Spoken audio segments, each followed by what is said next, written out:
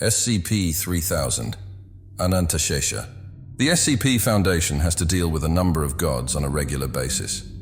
Typically, these gods could be responsible for numerous K-class events, but SCP-3000 is a rare exception. SCP-3000 is a Thaumiel class anomaly, meaning it assists the Foundation in some way.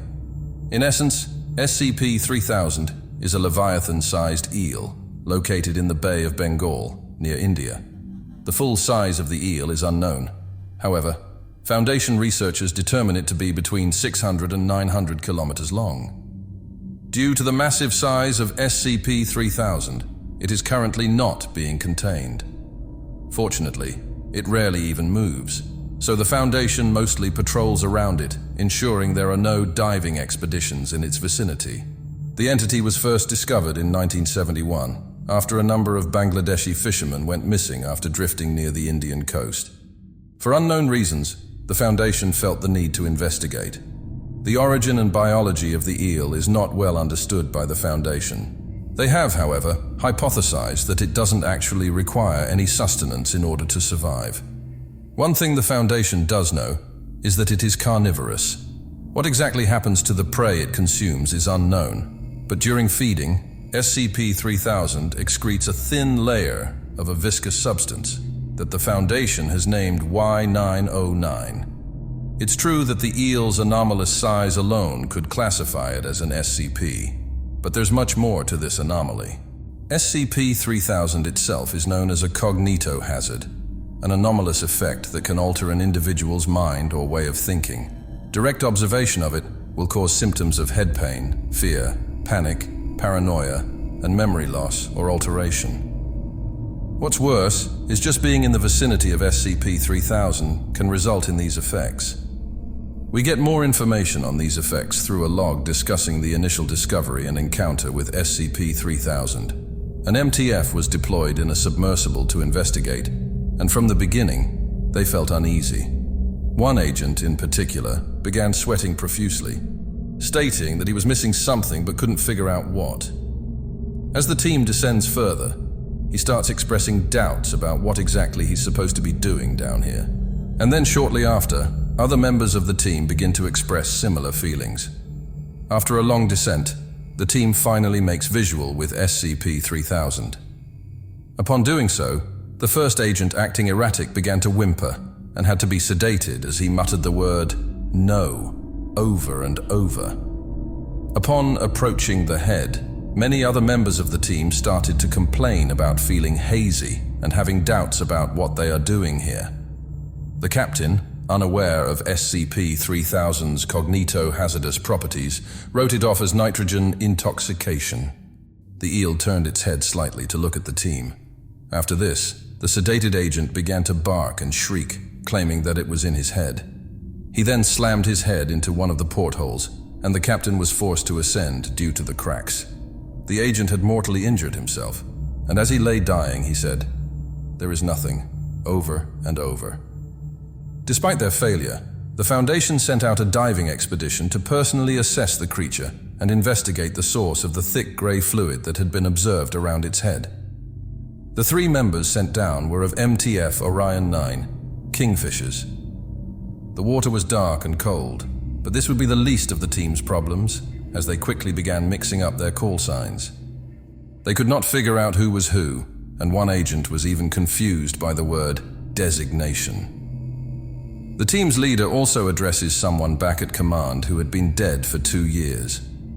Despite these complications, command orders the team towards the entity, but each of them are confused as to where they are. As they get closer, one of the agents begins to utter ominous phrases about oblivion and dark eyes. At this point, SCP-3000 starts to rapidly approach the team, and their radios go silent for 30 seconds. When the radios resume communication, Command quickly realizes the team is in chaos, and one of the agents has been eaten. What's worse is the team leader has seemingly completely forgotten who he is, where he is, and even what he's doing. Because of this, he is quickly consumed by the eel. Only one agent remains from the team now, and he seems to be somewhat coherent. He tells Command that it's extremely difficult to form thoughts while near SCP-3000. He says that it's coiled inside of his head, and that it's just sitting there in front of him. He sees the thick grey fluid seeping out of its skin around its head. He was able to take a sample and sent it back towards the surface, but he tells Command to not send anyone else out here. His breathing could be heard for 3 days before ceasing. So you may be wondering at this point how a giant eel that messes with your head is beneficial to the Foundation. The answer is in the grey fluid excreted from the entity, called the Y909 compound. To ensure the veil of secrecy, the Foundation employs a large number of amnestics, chemicals that cause an individual to forget certain things. Not only are these chemicals important for the veil, but they also help many SCP personnel cope with the things they have experienced. Before the discovery of SCP-3000, the Foundation's amnestics quality was pretty poor and in short supply. What's worse is it would break down quickly in storage and had a number of unpleasant side effects. The introduction of the Y909 compound, however, has greatly increased the quality of the Foundation's amnestics. It could be stored for longer, and the overall effectiveness of them went up while the dosages have gone down. This means the Foundation can store more and use less when they need to. Despite the efforts of a large number of Foundation researchers, they have been unable to synthetically reproduce the compound. Because of this, the Foundation heavily relies on Y909 for their amnestic needs, which are constantly growing. This is where the ATSAC protocol comes in. The protocol is fairly simple, yet morally questionable. It involves deliberately feeding sedated D-class to SCP-3000, which causes it to excrete the Y909 compound. 2.5 hours after the D-class has been consumed, a specialized team of deep-sea divers approach the entity. It seems roughly 2 hours after the creature has eaten. Its cognito-hazardous properties are lessened, enabling the team to collect as much of the substance as they can. The remainder of the SCP-3000 document concerns 2 doctors, a researcher, Dr. Krishnamurthy, and his staff clinical psychologist, Dr. Manova. The psychologist was assigned to the researcher after he attempted to exit out of the SCP-3000 monitoring submarine without any of his diving equipment. The researcher begins to say how he feels tired, and his body is beginning to feel disconnected from his mind. He keeps forgetting things about his work and his personal life. He's been having dreams with people he doesn't recognize and places he's never been. It's obvious at this point that his close proximity to SCP-3000 is greatly affecting his memories. He goes on to say he is unsure if he is even married or if he has children, despite having 5 of them. The only thing in his mind that is clear, however, is SCP-3000. He then goes on about Anantashesha, the king of serpents in Hinduism. He recalls that his mother once told him that when the light of the universe had gone out, Anantashesha would be all that is left past the end of time. The researcher believes that SCP-3000 is Anantashesha, a god that exists across all of time simultaneously. He states, "In defiance of the nothingness that comes after this, all of this, there is Anantashesha. There's a chance that my memories might live on, that I might be remembered. Like the memories I've seen have been through me.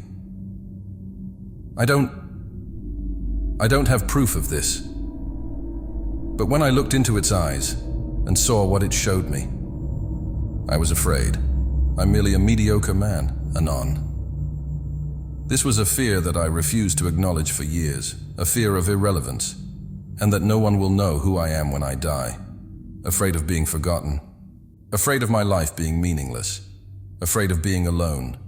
Afraid of dying. There is a terror within me that I cannot reconcile, Anon. I won't lie to you and tell you that the maw of the Naga does not terrify me as well. But between this and the infinite dark I have gazed into, I have made up my mind." Dr. Krishnamurthy was held in containment for 2 days before being released. Only 3 hours later, he approaches the airlock to the submarine while crying and begins to open it. Alarms start to blare as SCP-3000 approaches the submarine. The doctor put on a diving suit and exited the sub before anyone had time to stop him. SCP-3000 approaches him and opens his jaws widely. The doctor's last words were that he was wrong, and he sobs as the eel consumes him. Trying to take advantage of a bad situation, the rest of the crew began preparing to carry out the ATSAC protocol. Next, we're given a few excerpts from Dr. Manova's journal. In them, he's trying to figure out why Dr. Krishnamurthy was driven to do what he did, so that he can prevent it from happening to any of the other personnel. In contrast to the researcher, Dr. Manova states that he is not a very religious man and doesn't believe SCP-3000 to be anything other than an anomalous eel.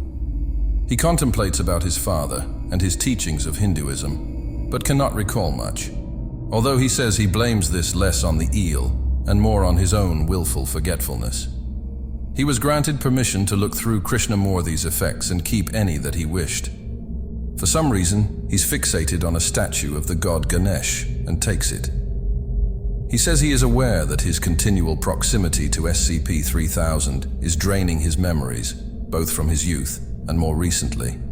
He makes an attempt to learn some Hindu poems and songs, but can't seem to memorize them. Next, we're given a memorandum from the site director that elaborates somewhat on the Y909 compound and the ATSAC protocol. At first, the Foundation believed it to be blood, but it's closer to a prion slurry. It would seem that prolonged exposure to the compound presents the same effects as prolonged exposure to SCP-3000 itself. Some biologists at the Foundation believe that when SCP-3000 consumes a human, it is breaking down some part of their brains that make them sapient. The fluid excreted from it would be due to this process. It was also discovered that SCP-3000 is not actually digesting these humans at all. Disturbingly, this means that the bodies are still inside of it. Essentially, SCP-3000 is a cognito-hazardous entity that is capable of devouring the human mind, causing them to forget their own existence. This overcourse raised some concerns with the Ethics Committee and the Classification Committee, who are both looking for ways to make this more humane. Generally, the Ethics Committee would try to shut down such a protocol. But in this case, the Foundation greatly relies on the amnestics produced by SCP-3000. So the process continues. The final log is another journal page from Dr. Manova. He says that he's been spending a great amount of time studying the effects of SCP-3000. Despite this research, he has not been able to understand what would cause a sane man to open an airlock and go into its mouth. We find out that earlier that week, he had knocked over a picture of him and his family. When he looked at the other side, he found writing with his name, his wife's name, and his daughter's name. What's weirder is that the writing was in Dr. Krishnamurthy's handwriting, not his own. This really stressed Manova out, so finally, he went into the personnel archives and discovered the truth. The woman was in fact Krishnamurthy's first wife, and the girl was one of his daughters. But Manova had believed that they were his wife and daughter. The more he thought about it, he had memories of them, and now realized they were in fact Krishnamurthy's memories. This was the realization that causes him to finally understand exactly what SCP-3000 does. Simply put, it breaks down and destroys human consciousness, the spark of thought that makes us unique and what we believe to be a soul, and then it scatters it. It leaves a husk behind that is nothing more than electrical signals passing through matter which will someday be inert. He says, "If even I can't remember myself, how can I expect anyone else to remember me? I have forgotten my own life, and I am strangely apathetic at this revelation. I will fade into the darkness, as thousands before me have, and thousands after me will. No one will care as I am forgotten.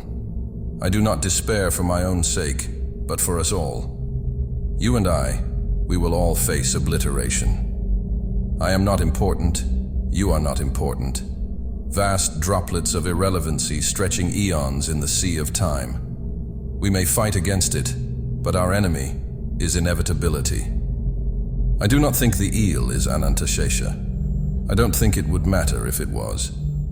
What is clear to me now, as I feel myself coming apart, is not because the eel is some mythological creature or divine serpent.